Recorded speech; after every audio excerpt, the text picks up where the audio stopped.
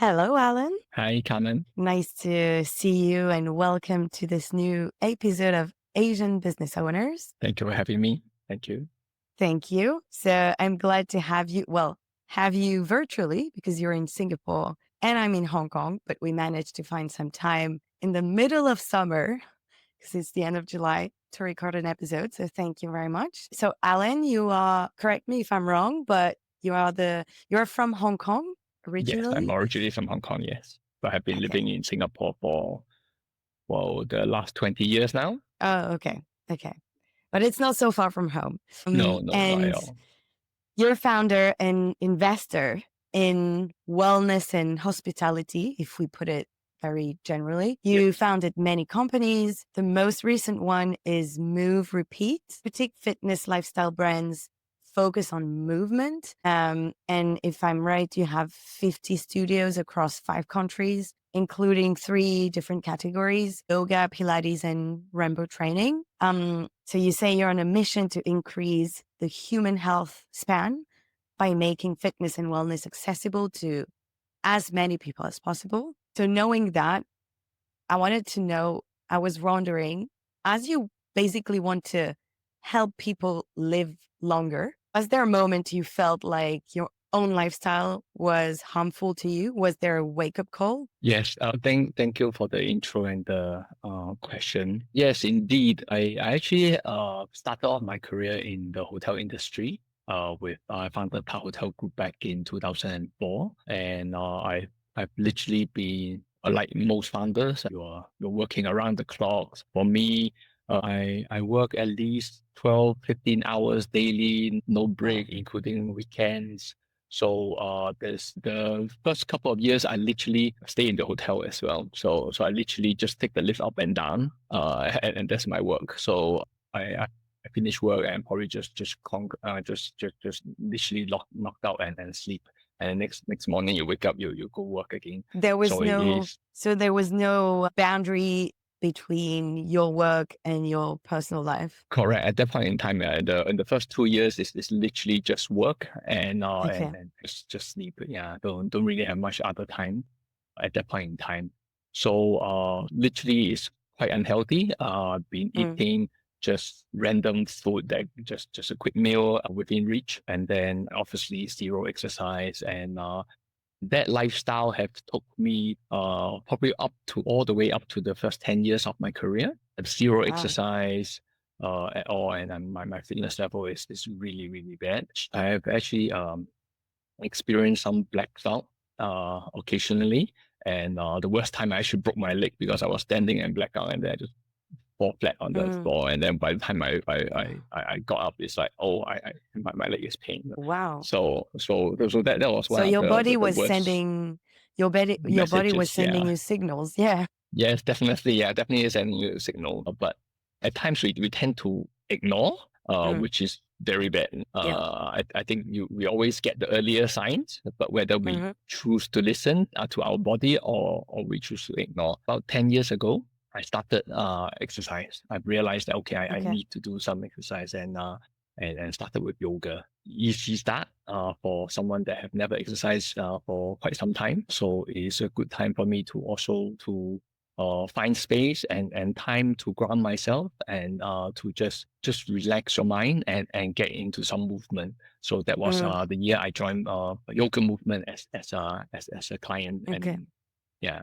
But after this decade of unhealthy habits, was there a time, maybe the lowest time, or something that triggered the change? Like a day you thought, okay, or maybe when you broke your leg, I don't know. But was there a time you thought, wow, I need to change something in my life? Yeah, I think breaking my leg wasn't strong Mm. enough signals. Yeah. It was actually later down the years. I have two kids. I have two boys, so I have been carrying both of them on my arms, left and right, since they are young. So it was at the year 2016 where my elder is 5 and my younger is 3.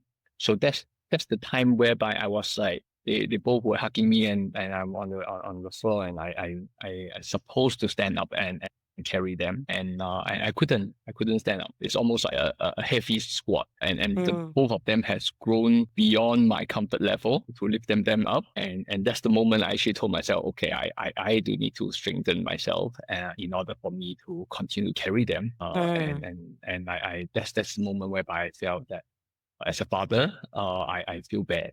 mm. And I have two young child that will continue to rely on me for some time, Yeah. and I want to be there for them. Yeah. So Mm.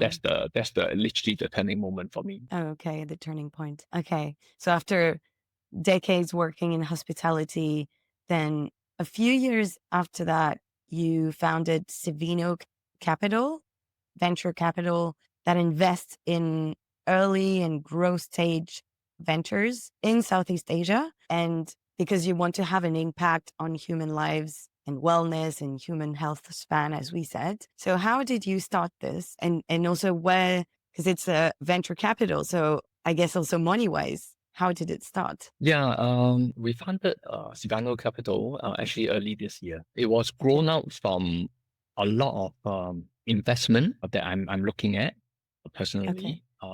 We realized that actually there's a funding gap in this space. A lot of the VCs funds are looking at multiple projects, I would say, but in particular for a founder having a great idea, but perhaps sometimes not a proven Yeah. concept yet. And that's the moment whereby they find it extremely hard to find funding, Yeah. and especially in Asia. So I think in US and Europe, I think you get funding easier, but in Asia, I think it's still pretty tough at the moment. So that's when we realized that how can we help some of these founders who have great idea, great vision of having the impact to improve human health span, which align with what we want to do. Yeah. And for us to cause a bigger impact is actually supporting more people in the same with the same intention and the same mission together. So that's how we founded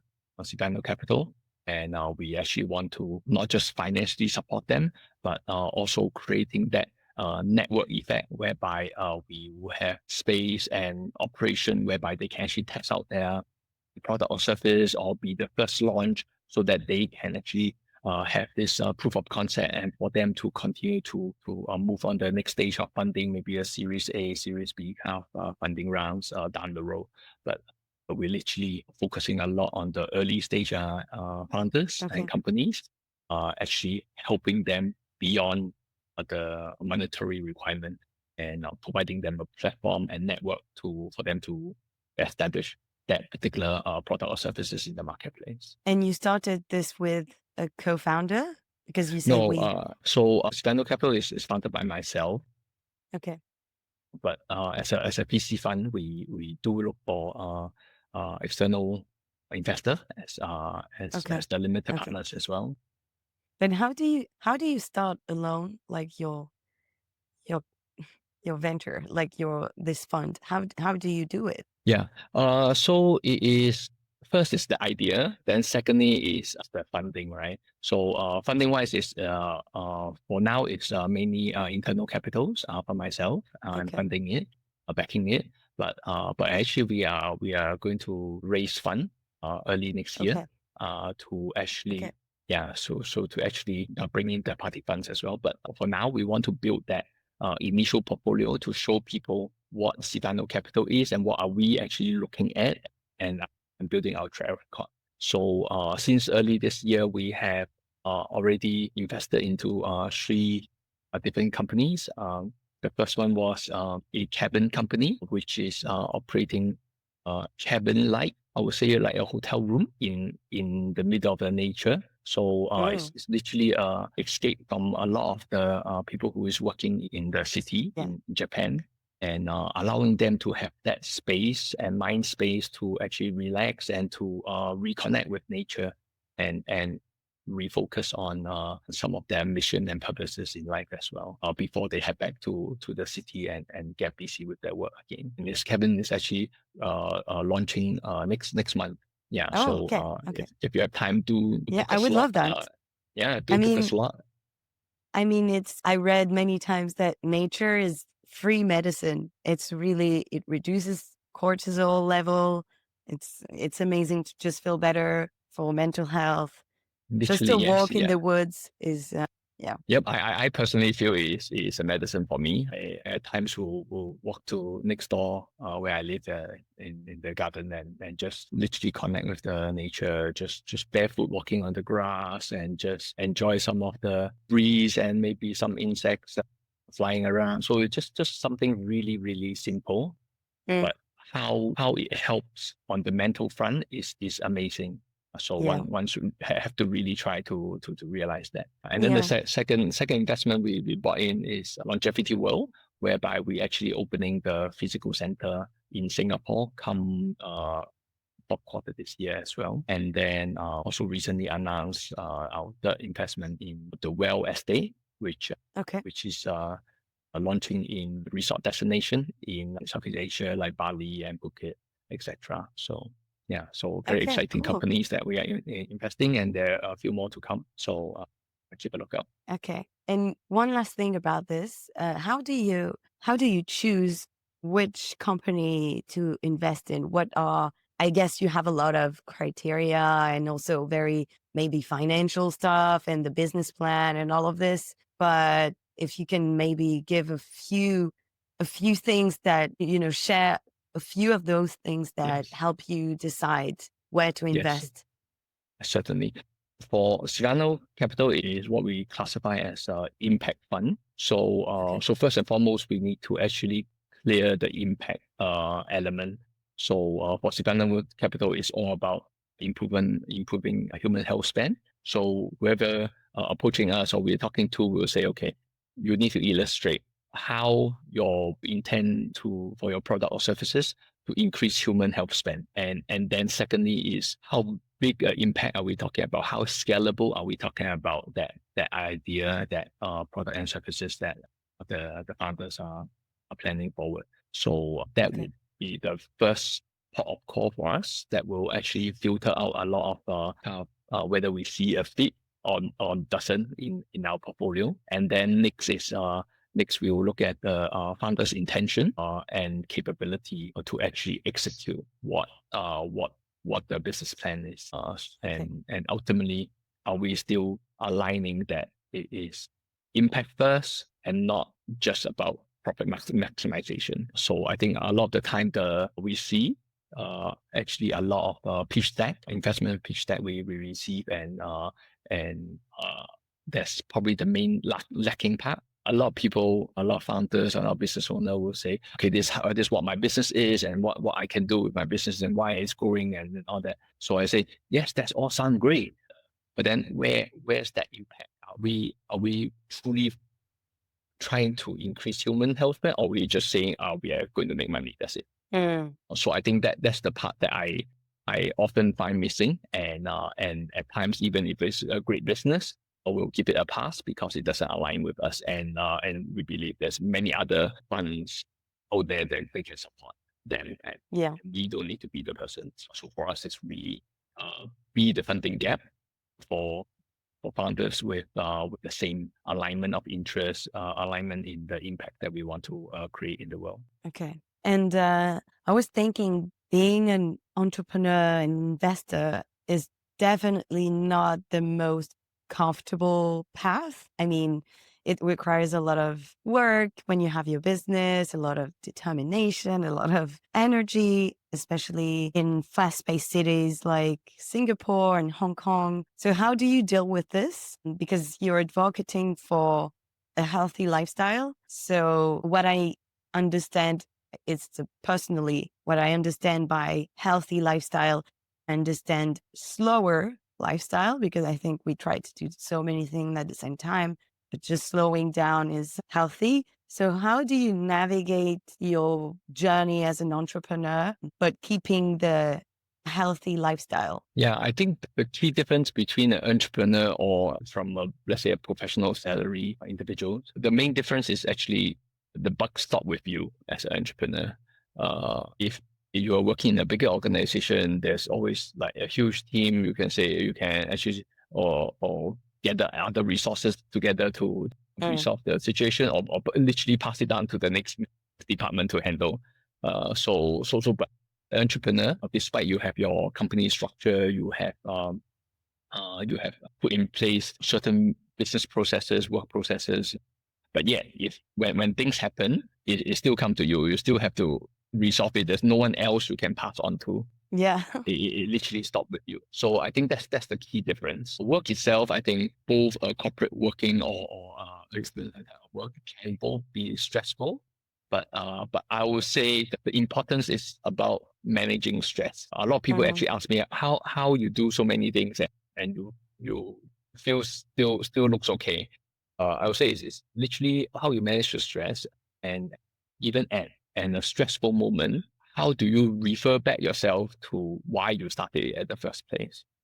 mm, If it has a bigger mission, if it is bigger than yourself, it's bigger than your company, and you're causing a positive impact in the world, then I think that actually that intention actually give you the energy you require and yeah. help you take yourself out from a difficult situation, stressful situation, and yet it can still be calm and stable in handling that situation when the time arises. I think setting that intention for me is one of the most important and helpful moment for me to continue potentially a stressful daily work. But actually, when you come down to it, it is not so stressful because you know why you're doing this for, Mm, and then of course you also would like to kind of surround yourself with good support, whether it's your family, whether it's your colleagues, whether it's the external partners and support.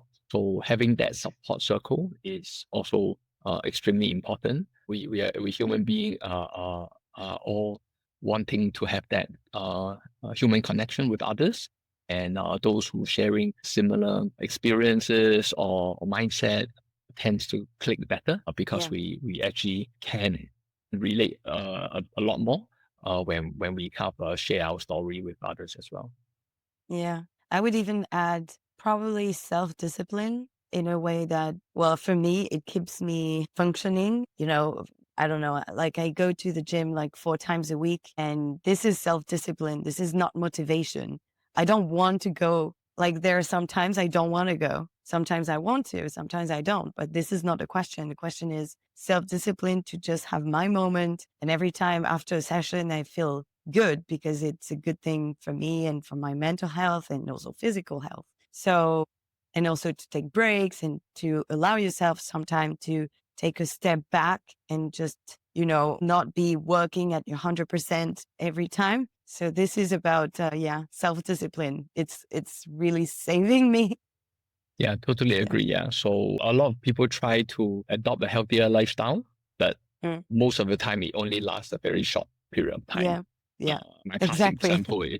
example is your New Year's resolution. In Yeah. January, you see a lot of people in the gym and the yoga studio for don't know what reason, right? It's just because of the New Year. Yeah. But then come February, close to Chinese New Year, all disappear. You don't Mm. see them Mm. anymore.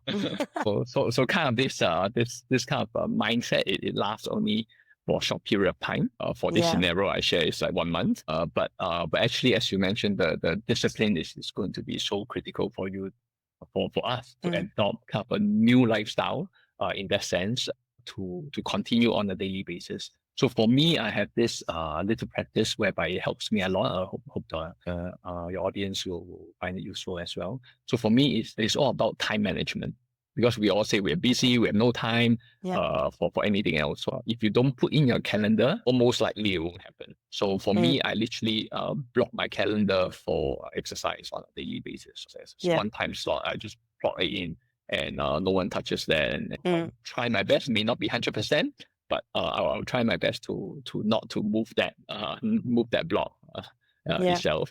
So far, I will safely say a good 80% of my time Mm. that the exercise slot has been Mm. able to achieve. Yeah. Yeah, that's a good one. Then, yeah, to put it in the calendar, then you can't escape it. Okay, so before we continue, I have a few quick questions. It's like fireside questions for you. I didn't tell you before because I like it to keep it, authentic. Sure. So I have 5 questions. It's super easy. if you can reply just right away without thinking too much. Okay. Yeah? Okay. So your favorite sport? Yoga Yeah, I was about, yeah. and recently athletics. Oh, okay. Okay. Yeah. So running. I compete in athletic now. I do short distance, 100 meter, and then I do some jump events, hurdle, Okay. long jump, triple jump, and high jump. So I Oh, wow. recently got a medal from the World Masters game. Oh, So wow. Congrats. getting Amazing. more serious. A healthy ingredient you eat every day. That will be nuts. Yeah, no Nuts. nuts. Various type of nuts. Your almonds, pistachio, walnuts, etc. So just a lot of nuts in general. A recent lifestyle trend that caught your attention, if you can think about one. Yes. So in the last couple of years, in particular in Singapore, I see a lot of this so-called contrast therapy, or your Mm-hmm. hot and cold immersion, or whether it's your sauna or hot bath, and then you go into a kind of a cold room or ice plunge. So that actually has come balloon in Singapore. It's like before you almost never see one facility before, and now you can easily find 10 to Yeah. 20 around the cities. So that has gone up a lot. So for me, I actually have some experience prior to that, and I love it as an experience myself. So I do feel the body kind of have some physical benefit to it. However, the science behind it is slightly different.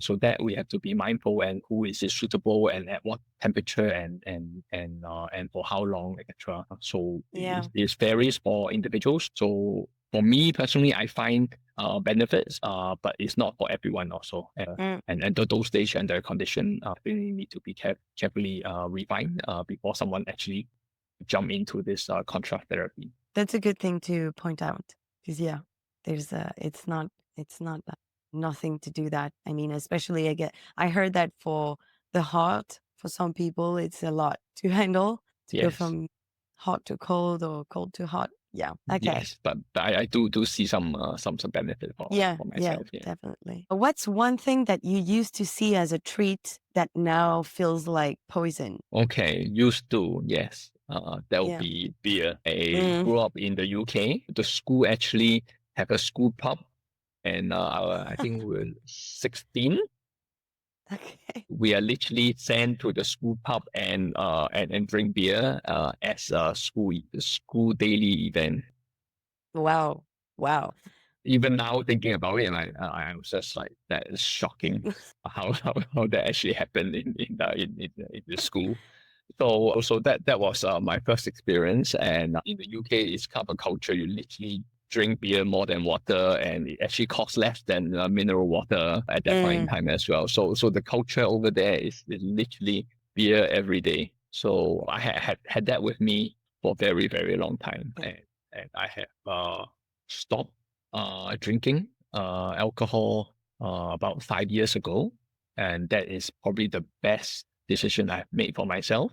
Remove alcohol from my system is literally poison, to be honest. Mm. And I recently also find out that actually there's no safe level of alcohol. Yeah. They are all risk. So any consumption of alcohol, you are consuming some risk. So Mm. and of course that risk differ from person to person as well, depending on each person's condition. I know a lot of friends will want to hear that 1 glass or 2 glass a day is actually okay or good, but that's not what the science Mm.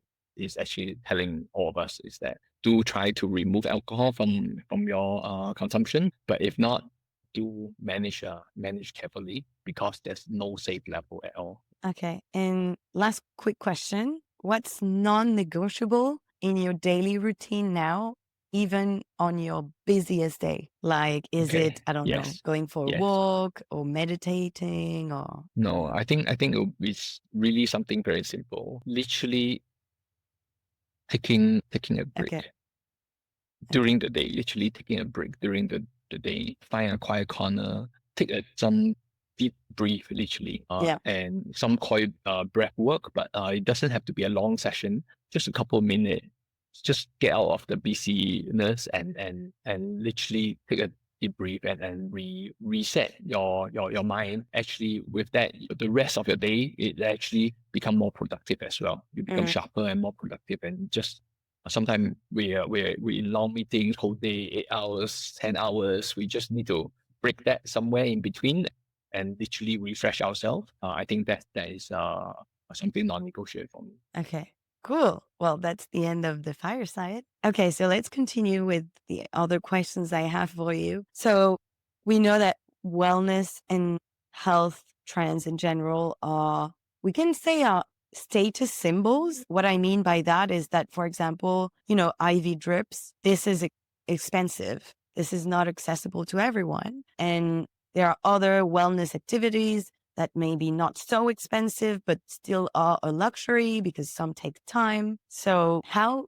to make, it's more like a general question, and I guess we won't find the answer to everything today. But how to make wellness more accessible to many people, even the unprivileged ones. Yes, totally. So I do believe wellness and health is should be accessible and as essential for all. It shouldn't be a luxury item as Mm, per se. So but there's many form of wellness also. So it's not necessary we need to do the IV drip. We need to do some advanced therapies to actually achieve a good healthy condition for ourselves. So I will say start with the foundation, which is literally eat healthily.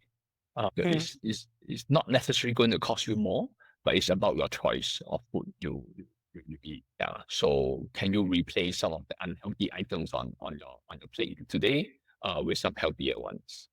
They cost yeah. similar. So is that possible? So then secondly is can you do some exercise? Can you move a bit? You don't need to join the expensive gym or yoga studio, for example. Can you just walk around your block after dinner or go for a jog around your area? That's free. Mm, That's free, you know. mm, yeah. So just doing those are extremely good for any individuals. And then which will bring to the last one actually sleep. Are you sleeping well currently? If you are, great. But if you're not, then you need to look at why it's not. Probably you are stressful somehow. Yeah. So you do need to look back as your day go by. How stressful are you, and how would you manage your stress, whether it's work, family, or otherwise. So that will impact your sleep dramatically. Yeah. Try to prioritize sleep. Some busy executive will say, "Oh, sleep is a waste of time.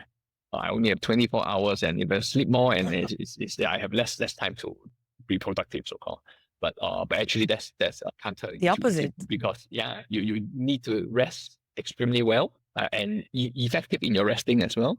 Then you can be extremely productive afterwards. Mm, Yeah, so exactly. I think sleep is so important. So if you can take care of your diet, you can take care of your exercise, you take care of your sleep. These three big items, I would say half the battle is won. Okay. But if we are saying we want to rely on some advanced health treatment and therapy, but yet we negate all these three main areas, I would say even you spend $1 million, Mm, you still won't be a healthy individual. yeah. So, Okay. so to me, it's not about the dollar and cents, but it's about our daily choices and our habit. Actually, how we choose our food intake. Are we Mm, drinking enough? Are we hydrate during the day itself? All these are not necessary and increase expense in your pocket, yeah. but it's about choices we make. Yeah, and I read some article recently. It's like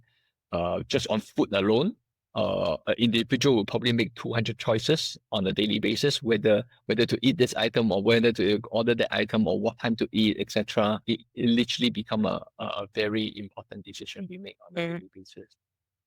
yeah. Exactly. It Yeah. prevents a lot of disease. Yeah. Yes.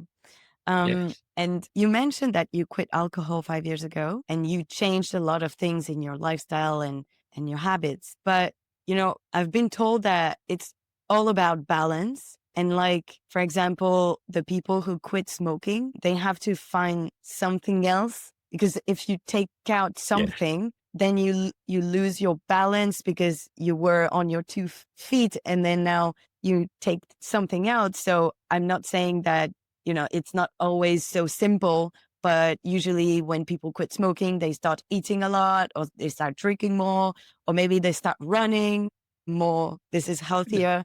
But we work like that, we function like that. Yes. So You feel when you're you missing change, something, right?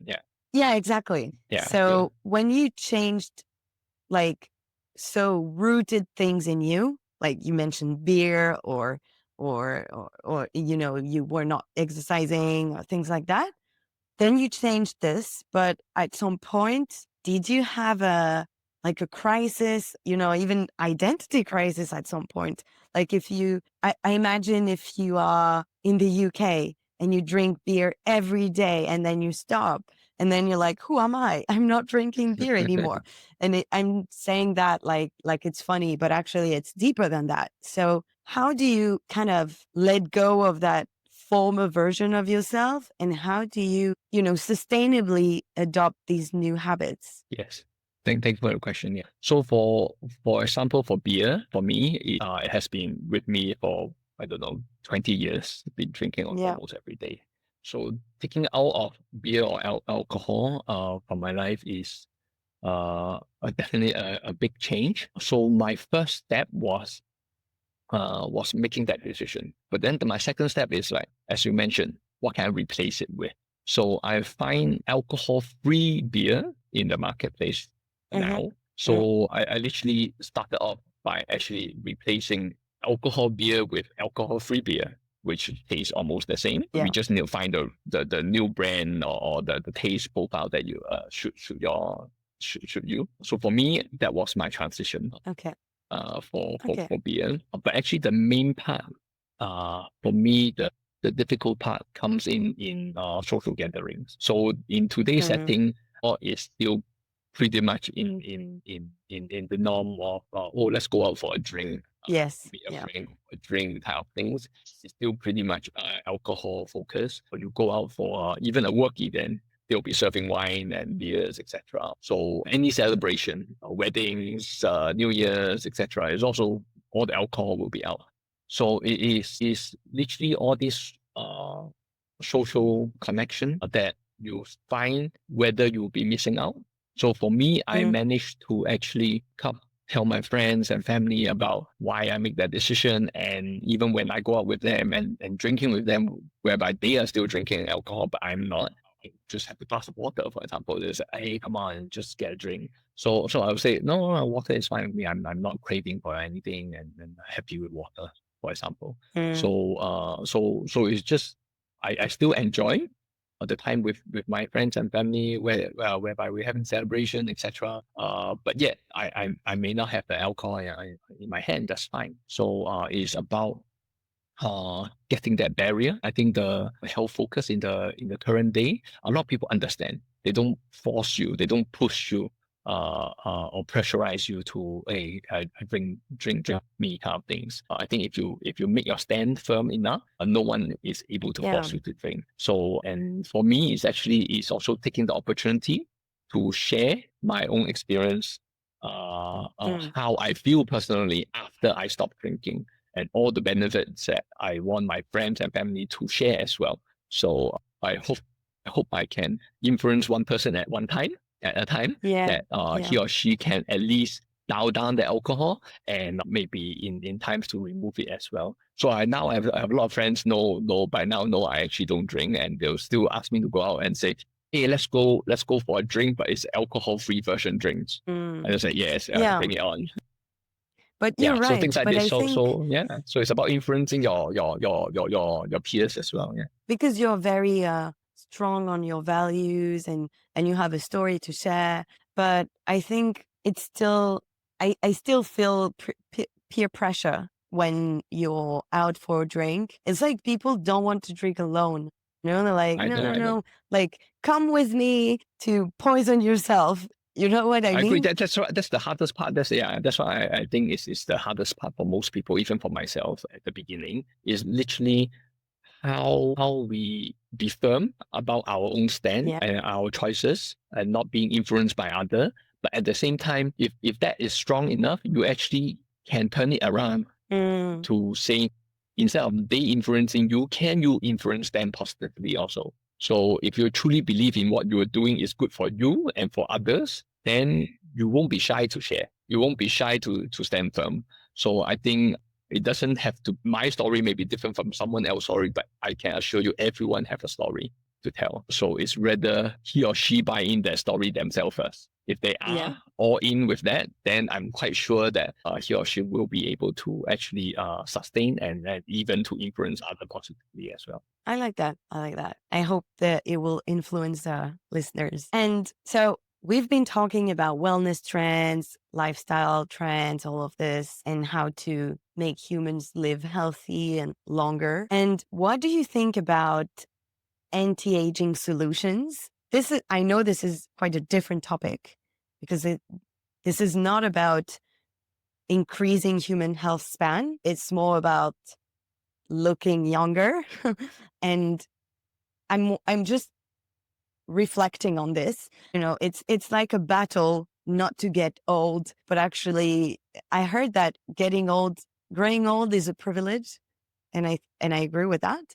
But what about this? Like staying young forever? This doesn't mean anything because it's just a natural process to just grow older. So do you think this can be harmful to even to the health span sometimes to some extent? Yeah. So there's a few layers to anti-aging. The one I see most used is probably the skincare brands and the Yeah. industry. And I think they make billions out of the population just Yeah. selling them that image about you can look younger, or your skin tighter, or some of the hallmark of aging is lesser, etc. I think the skincare industry is making billions of dollars out of the populations. So, but whether it works or don't work, I cannot vouch for it. The individual will, Mm, will probably see for themselves. But I think even the beauty industry, I would safely say they are already start realizing that just the looking younger is not enough. They are looking at how beauty can be from within now. They realize mm, like just applying things on your skin is not going to actually become anti-aging in theory. But I think if you want to slow down aging or anti-aging, or even certain people argue that you can reverse aging, anything to do with aging, it actually have to come from within, from the cellular level. So it is a different measurement of aging, whether it's your cognitive function, can you still remember mm. things, is your mind still moving, and whether there's your heart functioning, how healthy is your heart, how much pressure it can take. Even that will determine on what exercise you can do as well if your heart is not healthy.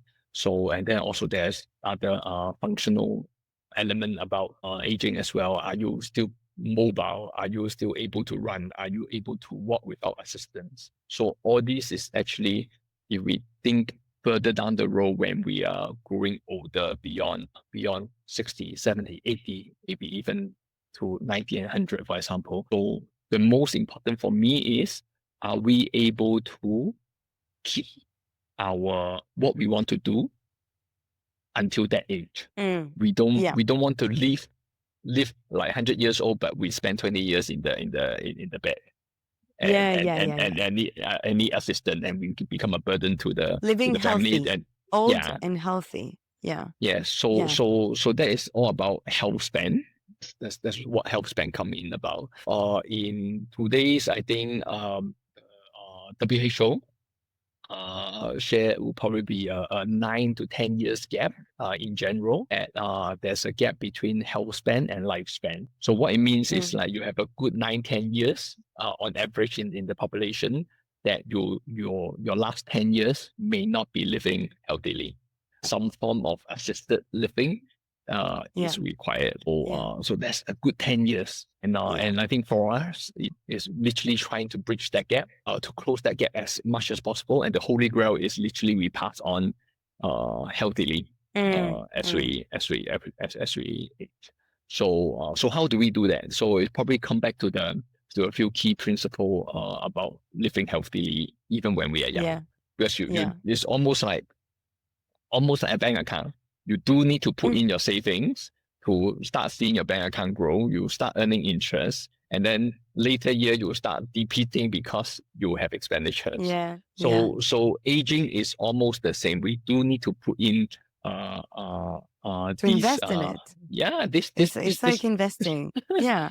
But I don't like hearing things like you can reverse aging. You can never reverse anything. It's just natural course of life. But it's just that, and it's not like staying younger, more. It's more like growing old, but in a better way. But yeah even if you still look young, you're growing old. And that's a fact. Like, yeah I don't know, like yesterday I was younger than today. Well, I can't do anything about it. Doesn't mean that I look worse today, but it's just like let's maybe stop believing that we can stop time. We can't stop time, but we can just live better, correct yeah. So I think it's not focusing on the age so much. I would say some Yeah. people like, oh, what my biological age and what's my what my actual age is and what's the gap, etc. So to me, it's not so much of that. To me, it's literally, are you functioning well, both Mm, mentally and physically? To me, is the most important. So, for example, for myself, let's say in my 20s, I was like a workaholic and not living a healthy lifestyle. So I can tell you today, even at my 40s, I am mm, actually stronger than my 20s. I can run a yeah. longer distance. I can run faster, longer. I can carry heavier stuff and move more freely with Mm, less pain than I was in my 20s. So, so do you call this reverse aging? If you go by some biological mm, age and all that, you may say, oh yeah, you actually has reversed because you're already stronger than previous years. So, but that to me doesn't really matter. So the question is literally, can I continue to live strong, healthy and strong life, even when I'm going further down the road? So yeah. a lot of elderly, to be honest, a lot of elderly, their two main issue is cognitive function decline. Mm, mm, They forget things, they can't function well. It come from the mind. Then the secondly is a lot of major issue caused by a fall because their muscles are weak, yeah. because the muscle density is reducing on a Yeah. yearly basis. If you don't train them, they won't grow and they will keep declining. Bone density also, if you don't take in certain enough nutrition,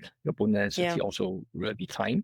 So how do you keep your bone, which is your structure for your body, and your muscle, which is surrounding your body to give you that movement and that mobility? If you don't take care of this too, you likely need to be assisted further down the road Yeah. as well. Yeah. Yeah. So it's really how we take care of both our mind and our body as we age is the most critical factor to me. It's not looking for some anti-aging Mm, cream or yeah, of solution course. in that sense. I Yeah, don't of mind course. having a few more wrinkles so long I can. Yeah. I can still run in my 80s, right? So Mm, who cares if I yeah, of course. have wrinkles or not? Yeah.